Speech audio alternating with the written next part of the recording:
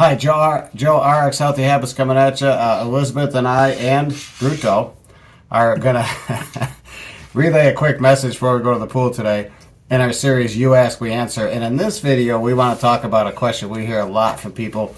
And they talk about how do you deal with cravings before weight loss and after weight loss, because it's a big deal. And Bruto says that he has to be part of the conversation. I don't know what he's going to add to it. I think he's just going to stare at the screen while we're talking. But here's the thing. When it comes to cravings, you got to remember there's several things you can do to kind of counter those. Because if you don't, what happens is cravings can lead long term, not even that long of a term, but if you continue on that course with giving into them, it can lead to some weight regain that you're not going to like. And then when you're trying to lose weight, it's going to really be discouraging if you give in the cravings and you don't get the weight loss goals that you want to achieve. So Elizabeth's going to talk about two strategies that I think are going to help you a lot with the deal with cravings, and I'm going to talk about the last three, and then we're going to land this plane. So I think for most people, the cravings really come in when you think that you're hungry, maybe you're really not hungry. And our recommendation really is to eat small amounts, small, 100, 150 calorie amounts, more frequently, like up to 5 times a day. Possibly even more, because you're better off having 100 or 150 calories something than you are to go after whatever donut you think you really want that you shouldn't have in your house anyway. But yeah, so small amounts often, and make sure that you don't get overly hungry, because that's going to be another problem if you let yourself get too hungry because you went too long. And we find, especially the day after you exercise, you're really gonna start to feel it. In particular, if you've done enough exercise that you've burned 600-700 calories, for sure you're gonna know about it the next day. So I think those are the two things that. So the two things are eat smaller meals and also frequent snacks, right? Mm-hmm. And then secondarily, choose a snack that's a good choice. Make good choices, and you need to have them in your house.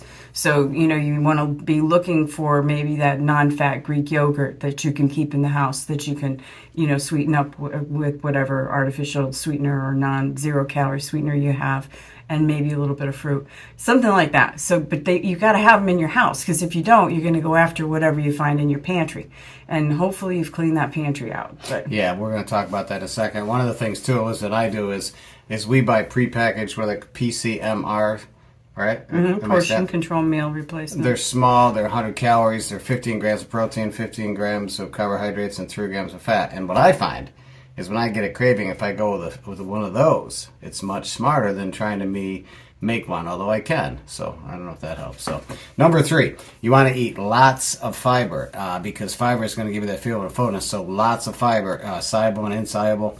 And of course, when you eat more fiber, you want to drink more water. One of the problems we find with people when they talk about cravings, especially when on our plan, is we say, look, when you get that craving, the first thing you do is you just have a big 8-ounce glass of water and see if that's going to help a little bit. That always seems to help me. But when it comes to eating more fiber, remember, don't skip on the water. What else is important? You got to really think about this. And I just lost my train of thought for a second, but let me see if I can get this back a little bit. I know what it was. I know. I almost forgot. So you can't keep in your house a lot of things that are bad. So when you lose weight, a lot of those things are out of your house. But after you lose weight and get off, say, a weight loss program, don't let stuff creep back in your house, because it's very easy. My wife and I go to the store a lot of times just to say, don't buy that, because you're going to regret it, because you're going to say it's going to last you 1 or 2 weeks, and you know what will happen is you'll start nibbling away at them. So don't keep stuff in the house. Now, what if people are not trying to lose weight or not trying to maintain weight loss? Just ask them to keep them out of the sight. Just to have them keep them in a place where you can't just access them. Because here's what happens with cravings, for me especially. Nighttime is the worst time for me, because I'm out of work, I'm relaxed, and it's kind of like after a hard day, it's kind of a reward. And nighttime cravings especially. So that brings me to the last thing, number 5, and that is this. Plan your nighttime snacks if you're going to have one. Just plan on it. Just plan on having it so you don't get into a craving situation. Choose a very healthy snack at night to have in place so that you're not just scrambling to try to find something to feed the fire, or whatever you want to call it.